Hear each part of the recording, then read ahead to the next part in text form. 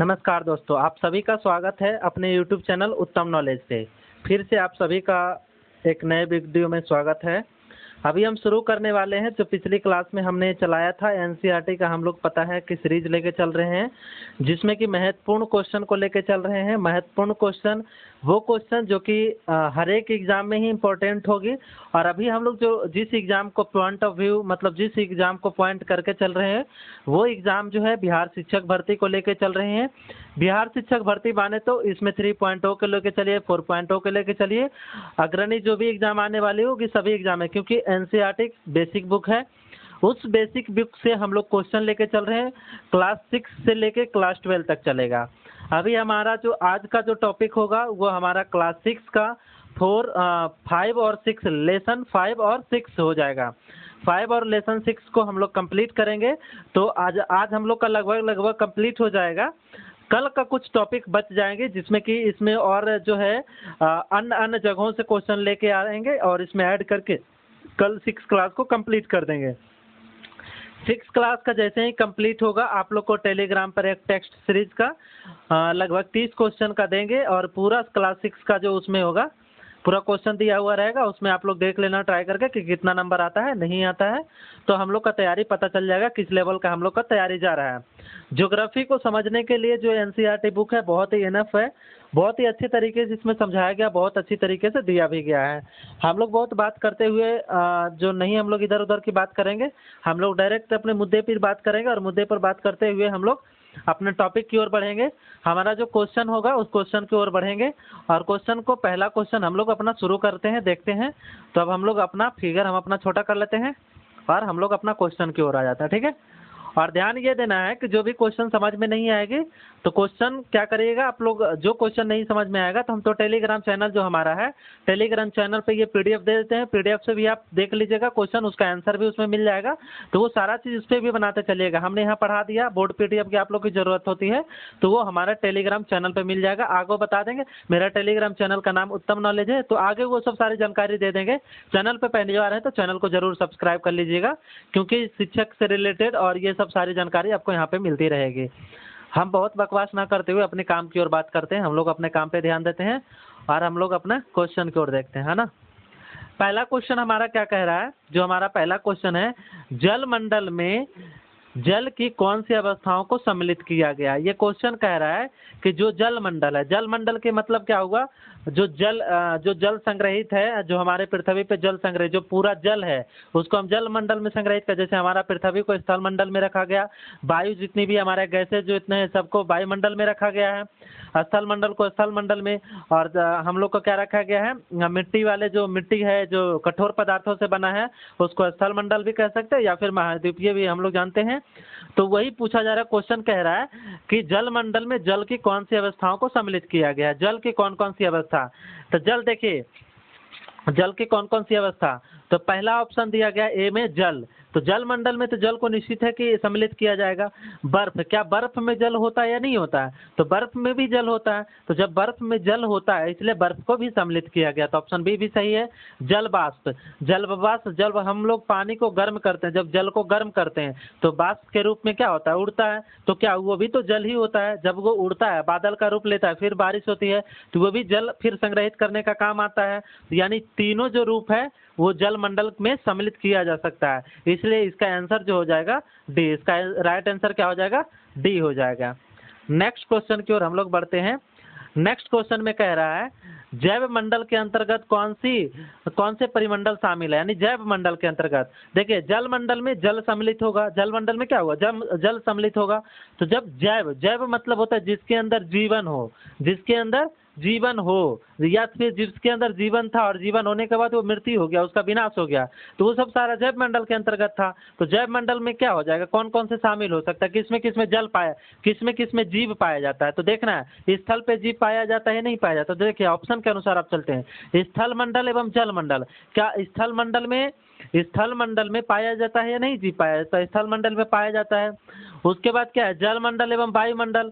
जल मंडल और वायुमंडल दिया हुआ है, स्थल मंडल और वायुमंडल दिया हुआ है, स्थल मंडल जल मंडल और वायुमंडल दिया हुआ है। स्थल मंडल जल मंडल और वायुमंडल ये तीनों दिया गया है और तीनों में जो समझाया गया है हम लोग समझते हम लोग समझते चल रहे हैं, जलमंडल वायुमंडल ये सभी दिया गया है। तो एक बात बताइए, क्या आप ये समझ के चलिएगा, क्या बिना बिना जल का कोई प्राणी जीवित रह सकता है? बिना स्थल का कोई प्राणी रह सकता है? कोई बिना जल का जो नहीं रह सकता, कोई बिना हवा का नहीं रह सकता, कोई बिना पानी का नहीं रह सकता। तो इसके लिए तो सभी सभी जो मंडले हैं सभी आवश्यकता है। अगर ये सभी नहीं रहेंगे, एक दूसरे के क्या है, पूरक है। अगर जल रहेगा, अगर जल है लेकिन हवा नहीं है तब भी मनुष्य जीवन नहीं रह सकता। अगर पानी है हवा नहीं है तब भी नहीं रहेगा। अगर मिट्टी है और पानी नहीं है तब भी नहीं रहेगा। तो ये सभी को होना चाहिए। तो ये सभी को होने के लिए ऑप्शन नंबर डी में क्या हो जाएगा, राइट आंसर हो जाएगा। ऑप्शन डी इसका क्या हो जाएगा, राइट आंसर हो जाएगा। ऑप्शन, आप क्वेश्चन 3 की ओर चलते हैं। विश्व का सबसे ऊंचा शिखर कौन सा? ये तो बच्चे वाली क्वेश्चन है कि विश्व का सबसे ऊंचा शिखर कौन सा है। तो विश्व का सबसे ऊंचा शिखर कौन सा है? माउंट एवरेस्ट है। माउंट एवरेस्ट है कहाँ? तो माउंट एवरेस्ट को नेपाल में है। नेपाल में इसे किस नाम से जाना जाता है? तो नेपाल में इसे सागर माथा के नाम से जानते हैं। सागर माथा के नाम से भी जानते हैं नेपाल में। इस बात को भी याद रखिएगा। माउंट एवरेस्ट की ऊंचाई कितना है? 8,848 मीटर की ऊंचाई है। 8,848 मीटर की ऊंचाई है, मीटर में ऊंचाई है। कहाँ है? ये नेपाल में है। कितना ऊंचाई है? 8,848। ये एनसीईआरटी बुक में दिया गया है। कंचनजंगा, कंचनजंगा जो है भारत की सबसे ऊंची पर्वत श्रृंखला है। कंचनजंगा क्या है? भारत की सबसे ऊंची पर्वत श्रृंखला। इसकी ऊंचाई कितना है? 8,556 मीटर इसकी ऊंचाई। कंचनजंगा की ऊंचाई कितनी है? 8,556 मीटर। केटू, केटू की ऊंचाई कितनी है? तो केटू की ऊंचाई है 8,611 मीटर। 8,611। केटू का कितनी ऊंचाई है? 8,611 मीटर है। और किलीमंजारो क्या है? किलीमंजारो एक तंजानिया का ज्वालामुखी पर्वत है।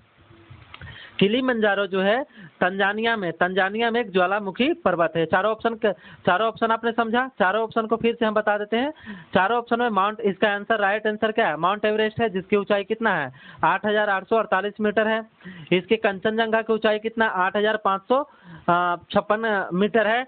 और केटू की ऊंचाई कितना है? 8,611 मीटर है, 8611 मीटर है। और किलीमंजारो जो है, किलीमंजारो क्या है? तंजानिया का एक ज्वालामुखी पर्वत है। इसका समझ में आ गया। तो इसका राइट आंसर 3 का कितना था? बी था। नेक्स्ट क्वेश्चन की ओर चलते हैं। नेक्स्ट क्वेश्चन में हमारा क्या है? विश्व का सबसे गहरा भाग किस महासागर में स्थित है? तो विश्व का जो सबसे गहरा भाग है किस महासागर में स्थित है? तो इसका राइट आंसर क्या है? प्रशांत महासागर में। इसका राइट आंसर क्या है? प्रशांत महासागर में। इसको हम फिगर के अनुसार समझते हैं। फिगर देखिए, ये क्या है हमारा? ये प्रशांत महासागर है, समझिए। ये वाला इधर साइड और इधर साइड, ये जो है प्रशांत महासागर। और यहाँ पर ही दक्षिणी गोलार्ध में, उत्तरी गोलार्ध में नहीं, दक्षिणी गोलार्ध में यहाँ पे क्या है? यहाँ पे ही मेरियाना ट्रेंच है, यानी मेरियाना गर्त है। यहाँ पे प्रशांत महासागर में जो सबसे गहरा गर्त है वो कौन सा है? मेरियाना गर्त है। कितना गहराई है इसका? कितना गहराई है? तो 11 किलोमीटर। कितना गहराई है? 11 किलोमीटर। अगर मीटर में बात करे जाए तो 11,022 मीटर ऊंचाई है। 11,022 मीटर की इसकी ऊंचाई है। समझ में आया? अब देखिए, ये तो हमने समझ लिया कि प्रशांत महासागर की जो सबसे गहरा जो गर्त है वो कौन सा? मेरियाना ट्रेंच है। लेकिन हिंद महासागर का सबसे गहरा गर्त कौन सा है? हिंद महासागर का जो सबसे गहरा गर्त है, जो हिंद महासागर की जो सबसे गहरा गर्त है, और अटलांटिक महासागर के यहाँ पे जो सबसे गहरा गर्त है, इसको भी समझना है। और दक्षिण महासागर का कौन सा सबसे गहरा गर्त है? हम लोग का 5 महासागर है। तो 5 महासागर में कौन कौन सा ऑप्शन दिया गया है? चारों ऑप्शन को हम डील करते हैं। तो अटलांटिक महासागर में कौन सा गहरा गर्त है, और हिंद महासागर में कौन सा गहरा गर्त है, और आर्कटिक महासागर में कौन सा गहरा गर्त है ना? सभी को समझते हैं। तो सुंडा गर्त किस में है? सुंडा गर्त जो है सबसे गहरा गर्त किस में है? सुंडा गर्त जो है किस में है? सुंडा गर्त को आप बताएंगे किस में है? सुंडा गर्त हिंद महासागर में। सुंडा गर्त किस में है? हिंद महासागर में है। हिंद महासागर का सबसे गहरा गर्त कौन सा है? सुंडा गर्त है। और आर्कटिक महासागर के जो सबसे गहरा गर्त है कौन सा है? प्यूटोरिका गर्त है। आर्कटिक महासागर का, सॉरी, आर्कटिक महासागर का नहीं, आर्कटिक महासागर, अटलांटिक महासागर का, अटलांटिक महासागर के जो सबसे गहरा गर्त है प्यूटोरिका गर्त है। और हिंद महासागर के जो सबसे गहरा गर्त है सुंडा गर्त है। प्रशांत महासागर का जो सबसे गहरा गर्त है मेरियाना ट्रेंच है। और आर्कटिक महासागर का जो सबसे गहरा गर्त है कौन सा है? यूरेशियन पॉइंट है। कौन सा है? यूरेशियन पॉइंट है। कौन सा है? यूरेशियन पॉइंट है। चारों समझ में आया? फिर से एक बार सुन लीजिएगा। प्रशांत महासागर का सबसे गहरा गर्त, विश्व का सबसे गहरा गर्त किसका है? प्रशांत महासागर का। गहराई कितनी है? 11 किलोमीटर। गहराई कितनी है? 11 किलोमीटर है। हिंद महासागर का सबसे गहरा गर्त कौन सा है? तो सुंडा गर्त है। हिंद महासागर का सबसे गहरा गर्त कौन सा है? सुंडा गर्त है। अटलांटिक महासागर का सबसे गर्त कौन सा है? तो कौन सा है? प्यूटोरिका गर्त है। कौन सा है? प्यूटोरिका गर्त। कौन सा? प्यूटोरिका गर्त है। और आर्कटिक महासागर की सबसे गहरा गर्त कौन सा है? आर्कटिक महासागर का तो यूरेशियन पॉइंट है। कौन सा है? Eurasian point. समझ में आ गया? नेक्स्ट क्वेश्चन की ओर हम लोग चलते हैं। फिगर हमने देख ही लिया, यहाँ पे फिगर था। नेक्स्ट क्वेश्चन में कह रहा है निम्नलिखित में से पृथ्वी के महाद्वीपों का आकार के अनुसार सही क्रम का कौन सा है? यानी महाद्वीप का, हमारा जो महाद्वीप है, कितने महाद्वीप टोटल है? 7 महाद्वीप है। तो 7 महाद्वीप में बोला जा रहा है कि सबसे बड़ा महाद्वीप कौन सा है, उससे दूसरे नंबर पे कौन सा है, तीसरे नंबर पे कौन सा है, चौथे नंबर पे कौन सा है, क्रम वाइज सजाने बोल रहा है। तो क्रम वाइज सजाने के लिए सबसे पहले इसका हम फिगर दिखाते हैं आपको। फिगर से समझिए। देखिए ये जो एशिया महाद्वीप देखा जा रहा है तो ये पहले नंबर पे, एशिया महाद्वीप कौन सा नंबर पे है? पहले नंबर पे। दूसरे नंबर पे कौन सा है? अफ्रीका है। दूसरे नंबर पे कौन सा है? अफ्रीका। और तीसरे नंबर पे कौन सा है? उत्तरी अमेरिका। तीसरे नंबर पे कौन सा है? उत्तरी अमेरिका है। चौथे नंबर पे कौन सा है? दक्षिणी अमेरिका है। 5वें नंबर पे कौन सा है? तो 5वां नंबर पे कौन सा? ऑस्ट्रेलिया है। और 5वां नंबर पे यूरोप है। और 6ठे नंबर पे ऑस्ट्रेलिया है और अंटार्कटिका है। 7वें नंबर पे कौन सा? अंटार्कटिका है। तो अब चलिए हम लोग यहाँ पे देख ले। अब आगे हम क्वेश्चन की ओर चलते हैं। तो पहला नंबर पे कौन था? एशिया था। तो पहले नंबर तो सभी में एशिया है। दूसरे नंबर पे कौन सा होना चाहिए? दूसरे नंबर पे अफ्रीका होना चाहिए। तो डी नंबर ऑप्शन में तो अफ्रीका नहीं है, तो डी तो गलत हो गया। अब बाकी बी नंबर भी गलत हो गया क्योंकि इसमें भी उत्तरी अमेरिका दे दिया, तो दूसरा नंबर पे उत्तरी अमेरिका भी नहीं है। पहला ऑप्शन और सी ऑप्शन में देख के जाते, तो पहला में एशिया, दूसरा में अफ्रीका और तीसरा में क्या है? उत्तरी अमेरिका। तो तीसरा में देखिए तो उत्तरी अमेरिका सी नंबर ऑप्शन में है, इसलिए सी नंबर ऑप्शन क्या हो जाएगा? राइट आंसर हो जाएगा। नेक्स्ट क्वेश्चन हमारा क्या है? नेक्स्ट क्वेश्चन में एशिया तथा यूरोप के अलग करने वाली स्थलीय संरचना शामिल है। एशिया तथा यूरोप को अगर फिगर के अनुसार देखा जाए तो ये हमारा एशिया है। ये क्या है? देखिए यहाँ पे एशिया दिख रहा है आपको, ये एशिया है और ये यूरोप है। तो इसको अलग करने वाला देखो यहाँ पे एक पर्वत दिख रहा होगा, इस पर्वत का नाम है यूराल पर्वत। इस पर्वत का नाम क्या है? यूराल पर्वत है। यूराल पर्वत है, उस पर्वत का क्या नाम है? यूराल पर्वत है। तो देखिए वही पूछ रहा है क्वेश्चन में, एशिया तथा यूरोप को अलग करने वाली स्थलीय संरचना को कौन सा है? स्थलीय संरचना तो यूराल पर्वत ऑप्शन में भी है और यूराल नदी भी है। तो ये दोनों ही ऑप्शन हो जाएगा, यूराल पर्वत और यूराल नदी। ऑप्शन नंबर 1 और 2 दोनों सही है, तो इसलिए ऑप्शन नंबर सी इसका हो जाएगा राइट आंसर हो जाएगा। नेक्स्ट क्वेश्चन में क्या है? नेक्स्ट क्वेश्चन में है वो कौन सा महाद्वीप है जिससे होकर कर्क रेखा, मकर रेखा तथा विषुवत रेखा तीनों गुजरती है? यानी कर्क रेखा, मकर रेखा और विषुवत रेखा तीनों रेखा जो होता है कौन से महाद्वीप से गुजरती है? फिगर के अनुसार समझिए। देखिए ये हमारा कौन सा है? विषुवत रेखा है। ये हमारा कौन सी है? विषुवत रेखा यहाँ पे है। ये हमारा क्या है? 23.5 डिग्री उत्तरी अक्षांश ये कर्क रेखा है और ये 23.5 डिग्री दक्षिणी अक्षांश हमारा क्या है? मकर रेखा। और ये वाला देखिए तो महाद्वीप, ये जो महाद्वीप आप लोग को दिख रहा है ये वाला महाद्वीप, ये महाद्वीप कौन सा? अफ्रीका महाद्वीप है। तो अफ्रीका महाद्वीप से देखिए तो तीनों रेखाएं गुजर रही है, तीनों रेखाएं गुजर रही है। तो अफ्रीका महाद्वीप से क्या है? तीनों रेखाएं, कर्क रेखा और भूमध्य रेखा जिसको हम लोग विषुवत रेखा बोलते हैं और मकर रेखा, ये तीनों ही रेखा गुजरती है। ये तीनों ही रेखा गुजरती है, किससे गुजरती है? तो अफ्रीका से। तो इसका राइट आंसर क्या हो जाएगा? अफ्रीका हो जाएगा। ऑप्शन नंबर ए इसका राइट आंसर हो जाएगा।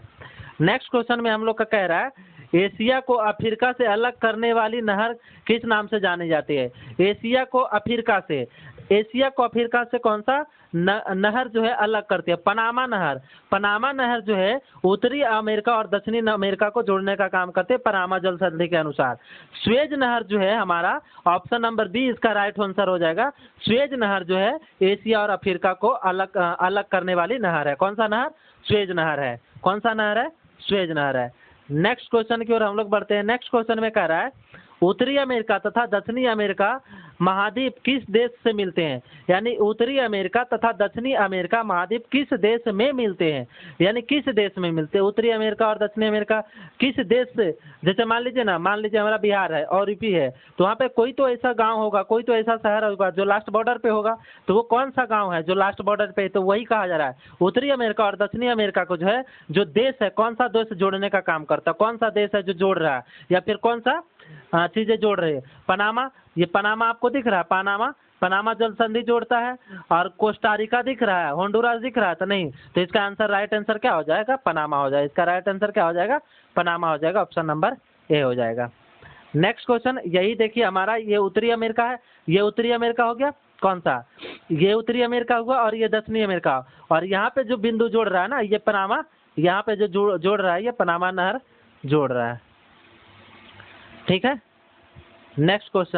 नेक्स्ट क्वेश्चन की जाने से पहले हम लोग यही बात बता रहे थे, अगर आप डिजिटल बोर्ड पे हमको लाना चाहते हैं, डिजिटल बोर्ड सेटअप के लिए आप लोग मदद करना चाहते हैं, तो ये हमारा यूपीआई है, इस पे आप लोग पेमेंट कर सकते हैं। ये हमारा अकाउंट्स नंबर है, इस पे आप लोग पेमेंट करके, और ये हमारा जो है टेलीग्राम मेरा पर्सनल टेलीग्राम आईडी है @दिलीप KR99, ये जो है ये हमारा पर्सनल टेलीग्राम आईडी है। इस पे आप लोग अपना स्क्रीनशॉट पेमेंट करके सेंड कर सकते हैं। ये हमारा टेलीग्राम चैनल है, इस पे आप लोग के क्लास का PDF मिल जाएगी। चैनल को सब्सक्राइब कर लीजिएगा, लाइक शेयर सब कर लीजिएगा। नेक्स्ट क्वेश्चन में हम लोग देखते हैं, नेक्स्ट क्वेश्चन में क्या कह रहा है, दक्षिण अमेरिका महाद्वीप के संदर्भ में नीचे दिए गए कथनों पर विचार कीजिए। यानी जो दक्षिण अमेरिका जो महाद्वीप है, उत्तरी अमेरिका भी महाद्वीप है और दक्षिणी अमेरिका भी महाद्वीप है, तो पूछ रहा है किसके संदर्भ में, दक्षिणी अमेरिका के संदर्भ में पूछ रहा है।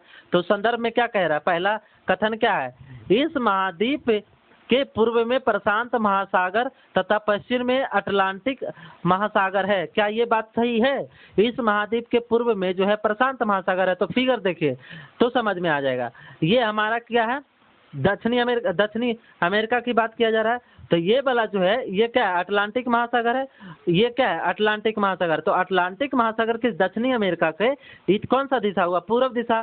तो इसके तो क्या दक्षिणी अमेरिका के पूरब में अटलांटिक महासागर है, लेकिन वहाँ पे क्या बोला गया कि पश्चिम में है, तो नहीं, तो पूरब में है, तो इसलिए पहला कथन क्या हो जाएगा, गलत हो जाएगा। पहला कथन क्या हो जाएगा, पहला कथन हम लोग का क्या हो जाएगा, गलत हो जाएगा।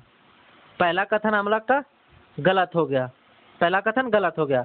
दूसरा कथन में क्या करा है, विश्व की सबसे लंबी पर्वत श्रृंखला एंडीज इसे उत्तर से लेकर दक्षिण की ओर फैली है। यानी दक्षिण अमेरिका में विश्व की सबसे लंबी पर्वत श्रृंखला है, तो ये बात बिल्कुल सही है, विश्व की सबसे लंबी पर्वत श्रृंखला है।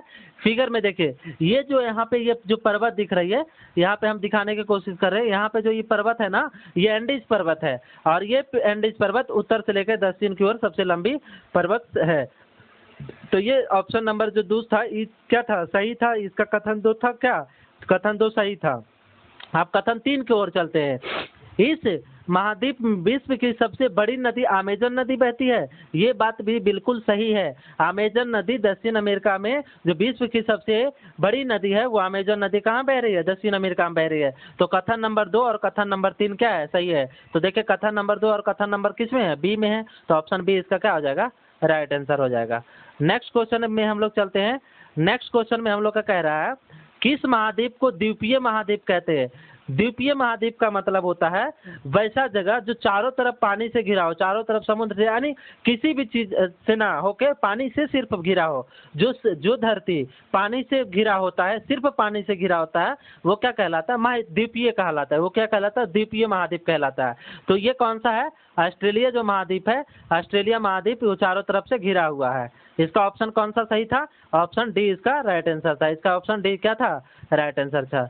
नेक्स्ट क्वेश्चन में कौन था, अंटार्कटिका महाद्वीप के संदर्भ में नीचे दिए कथनों में से कौन से कथन सत्य है। अंटार्कटिका महाद्वीप जो कह रहा है, इसमें से कौन सा कथन सही है। कथन 1 क्या कह रहा है, दक्षिणी ध्रुव इस महाद्वीप के पूर्वी किनारे पे स्थित है। क्या ये बात सही है, नहीं, ये बात बिल्कुल गलत है।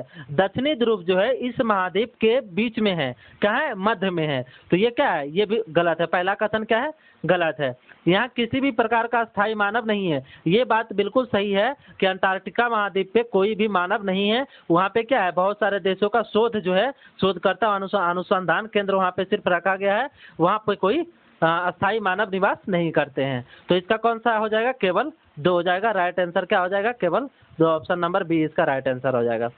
नेक्स्ट क्वेश्चन में कह रहा है, आकार के आधार पर महासागरों का सही क्रम को चुनिए। आकार के आधार पे, तो एक बात समझिए, इसका आकार सबसे पहले, इसमें सबसे बड़ा आकार किसका है, सबसे बड़ा आकार प्रशांत महासागर का है।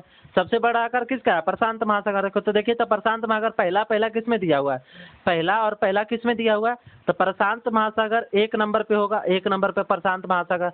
दूसरा नंबर पे कौन सा आता है, दूसरा नंबर पे आता है अटलांटिक महासागर था, दूसरे नंबर पर 3 हो जाएगा। तीसरा नंबर पे कौन सा आता है, तो तीसरा नंबर पे आता है हिंद महासागर, तो ये 2 नंबर पे 1 3 2। उसके बाद कौन सा आता है, तो आर्कटिक महासागर आता है। उसके बाद 2 के बाद हो जाएगा 5 हो जाएगा, और उसके बाद 4 हो जाएगा। तो इसका ऑप्शन क्या हो जाएगा, राइट आंसर सी हो जाएगा।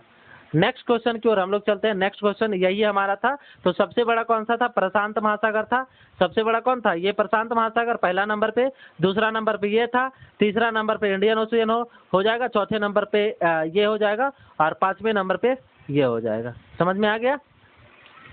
नेक्स्ट क्वेश्चन की ओर हम लोग चलते हैं। नेक्स्ट क्वेश्चन में हम लोग का क्या है, नीचे दिए कथन एवं कारण पर विचार करिए। नीचे जो दिया गया है कथन एवं कारण, उस पर विचार करना। तो पहला कथन क्या कह रहा है, अटलांटिक महासागर की तट रेखा पोताश्रय एवं पतनों के निर्माण के लिए आदर्श स्थिति रखती है। बिल्कुल सही है। देखिए, पोताश्रय या फिर जो बोला था पतन का निर्माण वही होता है जब समुद्र की झटका से जो दरारें उसमें पड़ती है ना, जो उसके किनारे का जो जगह होता है उसमें जो दरार पड़ती है ना, तो दोनों तरफ पृथ्वी, दोनों तरफ स्थल हो जाता है। बीच में जब दरार पड़ेगी तो वहाँ पे क्या होता है, वहाँ पे जो क्या बोलता है ना, पोताश्रय को लगाने में वहाँ पे क्या होता है, आराम हो जाता है, माल चढ़ाने में भी आराम हो जाता है। इसलिए ये बिल्कुल सही है। इसको हम फिगर भी लिए, उसमें दिखाएंगे कैसे आराम होता है। तो ये बिल्कुल कथन इसका सही है। कथन क्या है इसका, सही है।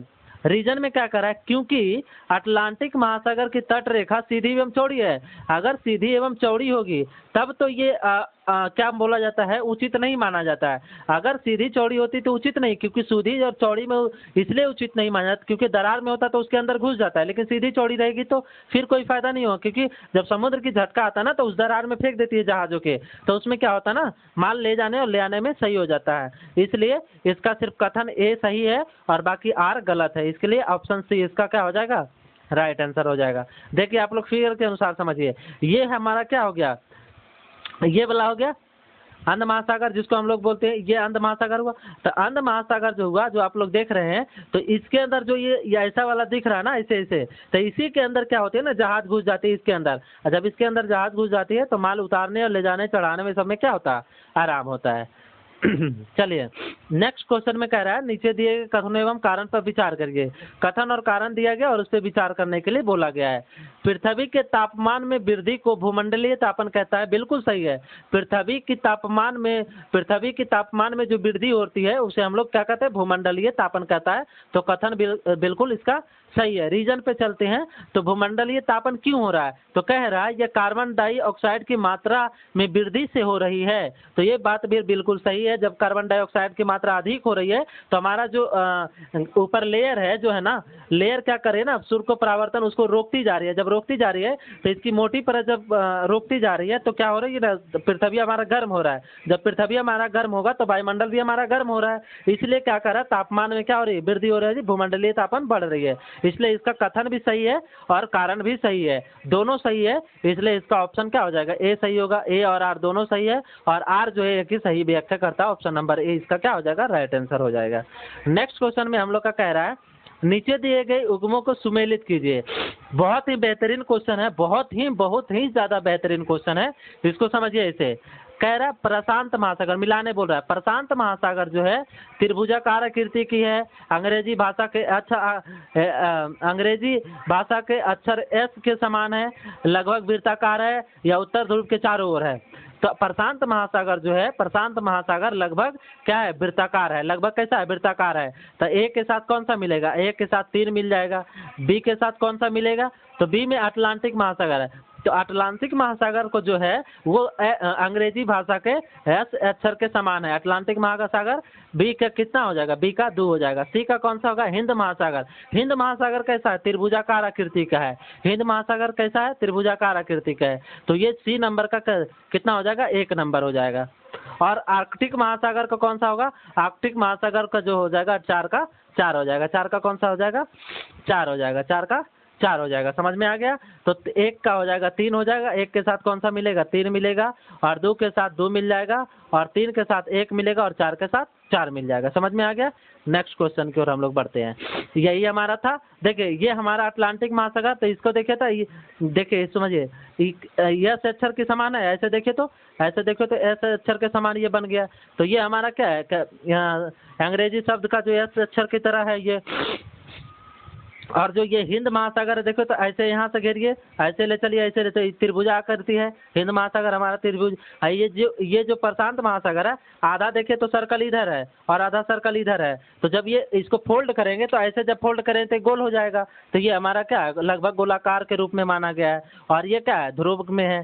तो यही तो हमारा पूछ रहा था। नेक्स्ट क्वेश्चन की ओर हम लोग चलते हैं। नेक्स्ट क्वेश्चन में क्या कह रहा है, वायुमंडल में मध्य मंडल किन दो मंडलों के बीच पाया जाता है। यानी वायुमंडल, अब हम लोग क्या आ गए वायुमंडल में। वायुमंडल में पूछ रहा है कि जो मध्य मंडल होता है, मध्य मंडल किन दो मंडलों के बीच में पाया जाता है। तो फिगर पहले देख लीजिए इसका, ये हमारा मंडल है, ये हमारा कौन सा क्षोभ मंडल है। पहला मंडल कौन सा है, क्षोभ मंडल है। क्षोभ मंडल के बाद कौन सा मंडल आता है, ये समताप मंडल है। ये कौन सा है, समताप मंडल है। समताप मंडल के बाद ये वाला मंडल है, मेसोस्फीयर है। ये कौन सा, ये मंडल है। फिर आइनोस्फीयर है, फिर एक्सोस्फीयर है, जिसको हम लोग बहिर्मंडल कहते हैं। तो क्वेश्चन में क्या पूछा है, क्वेश्चन में हमारा पूछ रहा है वायुमंडल में मध्य मंडल। तो मध्य मंडल जो है किसके किसके बीच है, देखिए तो यहाँ पे मध्य मंडल किसके किसके बीच है। क्या मध्य मंडल इसके और इसके बीच में है, समताप मंडल और समताप मंडल आयन मंडल के बीच में है। तो देखिए तो यहीं पे देख ऑप्शन में समताप मंडल और आयन मंडल, समताप मंडल और आयन मंडल के बीच में है। ऑप्शन नंबर बी इसका देखें तो समताप मंडल और आयन मंडल के बीच में है ना। तो यही क्वेश्चन था। नेक्स्ट क्वेश्चन की ओर हम लोग चलते हैं। नेक्स्ट क्वेश्चन में कह रहा है, नीचे दिए कथनों पर विचार कीजिए। नीचे दिए गए जो कथन है इस पर विचार करने के लिए बोला गया है। क्या बोल रहा है, वायुमंडल में उपस्थित नाइट्रोजन गैस सभी प्रकार के जीवधारियों में वृद्धि में सहायक होती है। क्या जो नाइट्रोजन गैस है, क्या सभी प्रकार के जो जीवधारी होते हैं क्या उसमें वृद्धि का काम करता है। तो बिल्कुल सही है, जो नाइट्रोजन गैस है ना वो हमारी वृद्धि में काम करती है। ये बिल्कुल सही बात है, क्योंकि सभी जितना भी जीव है ना उसमें वृद्धि का काम नाइट्रोजन गैस ही करता है। दूसरा, तो ये ऑप्शन क्या था, एक सही था। कार्बन डाइऑक्साइड गैस पेड़ पौधों की वृद्धि में सहायक होती है। उपरोक्त में से कौन से कथन सही है, तो पेड़ पौधों की वृद्धि में सहायक होती है। तो दोनों ही ऑप्शन का ही सही है। तो इसलिए राइट आंसर क्या हो जाएगा, सी हो जाएगा। राइट इसका आंसर क्या हो जाएगा, सी हो जाएगा। नेक्स्ट क्वेश्चन में क्या कह रहा है, अब हम लोग एनसीईआरटी बुक पे पहुंच गए। एनसीईआरटी बुक का क्वेश्चन है जो एकदम एनसीईआरटी बुक का लिए क्वेश्चन। कौन सी पर्वत श्रृंखला एशिया और यूरोप को अलग करती है। तो एशिया और यूरोप को कौन सा अलग करती है, अभी हमने बताया था। तो एशिया और यूरोप को कौन सा, यूराल पर्वत अलग करती है। और उत्तर अमेरिका और दक्षिण अमेरिका किससे जुड़ा, उत्तर अमेरिका और दक्षिण अमेरिका जल संधि से जुड़ा हुआ है। वायुमंडल में किस गैस का प्रतिशत सर्वाधिक है। तो वायुमंडल में सर्वाधिक प्रतिशत किसका है, नाइट्रोजन गैस का है। का नंबर ऑप्शन हो जाएगा, नाइट्रोजन गैस का है।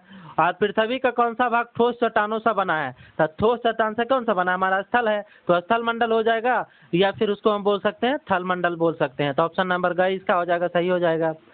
पांचवा, सबसे बड़ा महाद्वीप कौन सा है। तो सबसे बड़ा महाद्वीप हमारा एशिया महाद्वीप है। तो हमारा एशिया महाद्वीप हो जाएगा। नेक्स्ट क्वेश्चन की ओर चलते हैं। नेक्स्ट क्वेश्चन की ओर से चलने से पहले डिजिटल बोर्ड की सहायता के लिए अगर आप लोग देना चाहते हैं तो ये हमारा यूपीआई आईडी है, ये हमारा अकाउंट नंबर है, इस पे आप लोग पेमेंट कर सकते हैं। इस पे अपना इस टेलीग्राम आईडी पे हम लोग क्या कर, आप लोग स्क्रीनशॉट भेज सकते हैं। पीडीएफ को चाहिए तो पीडीएफ टेलीग्राम चैनल को ज्वाइन कर लीजिएगा, पीडीएफ आप लोग को मिल जाएगा। नेक्स्ट क्वेश्चन की ओर हम लोग चलते हैं। पृथ्वी के विभिन्न स्थल रूपों उदाहरण पर्वत, घाटी, पठार एवं मैदान का निर्माण किन प्रक्रियाओं का परिणाम स्वरूप होता है। यानी जो पृथ्वी पर ये सब चीजें देख रहे हैं हम लोग, क्या देख रहे हैं, स्थल रूप जो स्थल बना हुआ है, जो पर्वत बना हुआ है, जो घाटी बना हुआ है, जो पठार बना हुआ है, जो मैदान बना हुआ का निर्माण जो हुआ किसके कारण हुआ, किन प्रक्रियाओं को कारण हुआ है। तो क्या आंतरिक प्रक्रिया के कारण हुआ है, कहा रहा है क्या आंतरिक प्रक्रिया के कारण हुआ है, क्या बाह्य प्रक्रिया के कारण हुआ है, क्या आंतरिक एवं बाह्य प्रक्रिया दोनों के कारण हुआ है। तो ऑप्शन नंबर सी सटीक है। क्यों, क्योंकि आंतरिक प्रक्रिया के कारण भी हुआ है और बाह्य प्रक्रिया, आंतरिक प्रक्रिया जैसे हमारा पृथ्वी के अंदर से ज्वालामुखी फटा, ज्वालामुखी फटने से उसका लावा जब जमा हुआ तो उससे भी हमारा क्या हुआ, ज्वालामुखी पर्वत का निर्माण हुआ। और बाह्य प्रक्रिया में होता अपर्दन और अपक्षय के माध्यम से जो होता है एक दूसरे जो निर्मित होता है वो भी हुआ, तो वो बाह्य प्रक्रिया हो गया। और आंतरिक प्रक्रिया में हमारा पृथ्वी के माध्यम से जो फटकर जो निकलती है वो हमारा आंतरिक प्रक्रिया हुआ। तो इसमें ऑप्शन सी क्या हो जाएगा, राइट आंसर हो जाएगा। नेक्स्ट क्वेश्चन में हमारा क्या कह रहा है, निम्नलिखित में कौन से कथन सत्य है। सत्य कथन को चुनने के लिए कह रहा है। पृथ्वी की सतह के टूटकर घिसकर जाने को अपर्दन कहते हैं, यानी पृथ्वी की सतह के टूटकर घिस जाने को अपर्दन कहते हैं। जो पृथ्वी से टूटा, घिसा, तो क्या हुआ? अपर्दन कहलाते हैं। तो बिल्कुल सही है। पृथ्वी पर जो प्रकाश पड़ती है, प्रकाश से फिर पानी पड़ती है, तो जो पानी और प्रकाश से पड़ने से कारण ताप और दाब को झेलते हुए जब पत्थर में क्या होते, टूटती है या फिर मिट्टी टूटती है, ये क्या होते, ये सब होती है, तो जिसके इसको क्या कहते हैं? अपर्दन कहते हैं। तो कथन एक क्या है? सही है, बिल्कुल कहिए, सही है। पृथ्वी की नई सतहों का निर्माण की प्रक्रिया निक्षेपण के कारण होता है। निक्षेपण, ये बिल्कुल सही है, निक्षेपण के कारण होता है। पृथ्वी की जो नई प्रक्रिया, निर्माण की जो प्रक्रिया होता है, निक्षेपण के कारण होता है। निक्षेपण का मतलब होता है एक जगह से चीजों को उठाया और दूसरी जगह पे जमा कर दिया, ये हमारा निक्षेपण कहलाता है। जैसे मान लीजिए नदी के सहारे, नदी में बहुत सारी मिट्टी है, नदी जब अपने प्रथम चरण में होती है, जब बहुत स्पीड में होती है, तो बहुत बड़े पत्थरों को क्या करते हो, लेके अपने साथ जाती है। और जब वो धीमा होती है, जब उसकी अवस्था वृद्धावस्था आती है, तो वो अपने किनारे छोड़ते जाते हैं। तो किनारे जब छोड़ते जाती है तो वहाँ मिट्टी का ढेर हो जाता है, तो वहाँ भी जमा होता है, नई नई सतहों का निर्माण करती है। तो ये दोनों ही बात सही है। ऑप्शन कथन 1 और कथन 2 दोनों सही है, इसलिए दोनों इसका राइट आंसर सी हो जाएगा। नेक्स्ट क्वेश्चन की ओर हम लोग चलते हैं। नेक्स्ट में क्या कह रहा है? विश्व की सबसे पुरानी बलित पर्वत श्रृंखला कौन सी है? विश्व की जो सबसे पुरानी कौन सी है बलित पर्वत श्रृंखला, कौन सी है? कौन सी है? तो अरावली पर्वत श्रृंखला। कौन सा है? अरावली पर्वत श्रृंखला। इसका ऑप्शन नंबर कौन सा? अरावली पर्वत श्रृंखला हो जाएगा। कौन सा हो जाएगा? ऑप्शन नंबर ए हो जाएगा, अरावली पर्वत श्रृंखला हो जाएगा। नेक्स्ट में क्या होगा? नीचे दिए गए कथनों पर विचार करिए। नीचे दिए कथन में क्या करा है? जिन पर्वतों पर हमेशा क्या बोलते हैं, जिन पर्वतों पर हमेशा जमी रहने वाली बर्फ को नदियां होती है, उन्हें हिमानी कहते हैं। यानी कह रहा है जिस पर्वत पे हमेशा बर्फ जमी होती है, क्या उसे हिमानी कहते हैं? तो हाँ, जो जिस पे बर्फ हमेशा ही जमा हुआ था, हिम मतलब बर्फ होता है, तो हिमानी मतलब जो हिम से ढका हुआ हो, तो वो क्या होता है? हमेशा बर्फ से ढका हुआ, तो उसे हिमानी ही कहेंगे। तो कथन इसका एक तो सही है। पर्वतों में एक रेखा क्रम में व्यवस्थित होने को श्रृंखला कहते हैं। तो बिल्कुल हम लोग जानते हैं कि एक श्रृंखला वाइज होता है, उसको हम श्रृंखला कहते हैं। जब एक क्रम में होता है तो उसको श्रृंखला कहते हैं। तो ऑप्शन 1 और 2 दोनों ही सही है, इसलिए इसका राइट आंसर सी हो जाएगा। नेक्स्ट क्वेश्चन क्या कह रहा है? नेक्स्ट क्वेश्चन में कह रहा है जिन पर्वतों की सतह उबड़ खाबड़ तथा शिखर शंक्वाकार होती है, ऐसे पर्वत को क्या कहते हैं? जिस पर्वत का जो होता है क्या बोलता है ना कि पर्वतों का उबड़ खाबड़ होता है और शंक्वाकार होता है, तो उसको हम क्या कहते हैं? बलित पर्वत कहते हैं। कौन सा कहते हैं? बलित पर्वत कहते हैं। ऑप्शन नंबर ए इसका राइट आंसर होगा। जो ज्वालामुखी से निर्मित होती है वो ज्वालामुखी पर्वत कहलाती है। समझ में आ रही है? जो ज्वालामुखी से निर्मित होता है, जो ज्वालामुखी पर्वत कहलाती है। नेक्स्ट में कहा गया है नीचे दिए गए युग्मों में से कौन सा सुमेलित है? नीचे दिए गए युग में जो है उससे बोल रहा है यूराल पर्वत। यूराल पर्वत अभी हमने बताया। यूराल पर्वत कैसी पर्वत है? तो एक कैसी पर्वत है? बलित पर्वत है। बलित पर्वत है ना? तो देखिए, तो इसमें जो एक के साथ ही ज्वालामुखी पर्वत रखा गया, क्या ये सही है? तो नहीं, ये गलत है। बॉस जेस पर्वत जो है भ्रंशोत्थ पर्वत है, तो बिल्कुल सही है। बॉस जोस पर्वत जो है एक भ्रंशोत्थ पर्वत है। और माउंट किलिमंजारो क्या ज्वालामुखी पर्वत है? तो ये भी सही है। माउंट किलिमंजारो क्या है? एक ज्वालामुखी पर्वत है, जो कहाँ है? तंजानिया में है। कहाँ है? तंजानिया में। तो ये भी सही है। फ्यूजीमिया पर्वत क्या बलित पर्वत नहीं है? तो ये भी गलत है। तो ऑप्शन 2 और 3 सही है। 2 और 3 किस में है? बी नंबर ऑप्शन में। तो बी इसका क्या हो जाएगा? राइट आंसर हो जाएगा। ऑप्शन आपका क्वेश्चन नंबर नेक्स्ट में क्या कह रहा है? मौना किया पर्वत किस महासागर में स्थित है? मौना किया जो पर्वत है किस महासागर में स्थित है? तो ये किस महासागर में है? प्रशांत महासागर में। किस महासागर में है? प्रशांत महासागर में। मौना किया पर्वत जो किस महासागर में है? प्रशांत महासागर में अवस्थित है। नेक्स्ट क्वेश्चन हमारा क्या कह रहा है? निम्नलिखित में से विश्व का सबसे ऊंचा पठार कौन सा है? तो हम लोग सब लोग जानता है भैया कि तिब्बत का जो पठार है विश्व का सबसे ऊंचा पठार है। तिब्बत का पठार विश्व का सबसे ऊंचा पठार है। नेक्स्ट क्वेश्चन में कह रहा है मैदानों के संदर्भ में नीचे दिए कथनों पर विचार करिए। जो मैदान है उसके संदर्भ में कुछ कथन कहा गया, उस पर विचार करिए। अधिकांश मैदान का मुख्य नदियों तथा उनकी सहायक नदियों के कारण बने हैं। जो मैदान होता है किसके कारण बनेगा? नदी के कारण ही बनता है। अधिकांश मैदान जो है नदी के कारण बना या फिर उनकी सहायक नदियों के कारण बना, तो बिल्कुल सही है। तो कथन इसका एक क्या है? सही है।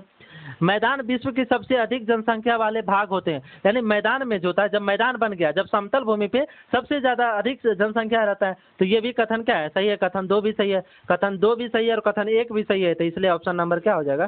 सी इसका राइट आंसर हो जाएगा। तो ये हम लोग का कंप्लीट हो गया। अब हम लोग का जो था ये कंप्लीट हो गया है। अब हम लोग समझते हैं कि अभी तक तो हम लोग जितना भी पढ़े हैं, अब लास्ट का 2 चैप्टर हम लोग का और बच गया। 2 चैप्टर कहे तो हमारे अनुसार से क्या गया है, कुछ चैप्टर को जुड़ा। हाँ, उसमें एक चैप्टर जो है भारत की स्थिति जो पढ़ना है, उसमें हम क्लास 7 या क्लास 9 के साथ जोड़ेंगे। इसको यहाँ पे छोड़ देंगे, उसको इंडियन ज्योग्राफी के साथ लेके चलेंगे। तो उस चैप्टर को यहाँ पे छोड़ देंगे, उस चैप्टर को हम लोग आगे पढ़ेंगे। हम बता दिए हैं कि अगर डिजिटल बोर्ड को आप सेटअप के लिए अगर पेमेंट कुछ करना चाहें तो हमारा ये यूपीआई आईडी है, उस यूपीआई आईडी के माध्यम से इस यूपीआई आईडी पे आप पेमेंट कर सकते हैं। यूपीआई आईडी नंबर आपको दिख जाएगा। आप है यहाँ पे हमारा अकाउंट्स नंबर है, इस पे आप पेमेंट कर सकते हैं। ये मेरा क्या है, टेलीग्राम आईडी है, पर्सनल टेलीग्राम आईडी। पेमेंट करके अब जब आप स्क्रीनशॉट सेंड करेंगे, सेंड करने के बाद जो पहला व्यक्ति विनर हो रहे उसे कुछ गिफ्ट भी किया जाएगा। इस पे आपको टेलीग्राम चैनल पे, ये हमारा टेलीग्राम चैनल है, इस पे आपको मिल जाएगा मेरा जो पीडीएफ आप पढ़ रहे हैं, उस पीडीएफ आपको मिल जाएगा। आप चाहें तो वहां से भी प्रैक्टिस कर सकते हैं। एक और चीज़ है, आप चैनल को सब्सक्राइब जरूर कर लीजिएगा, लाइक शेयर कमेंट कर लीजिएगा और अपने दोस्तों के साथ भी शेयर कर लीजिएगा। मिलते हैं नेक्स्ट वीडियो में, तब तक के लिए जय हिंद जय भारत।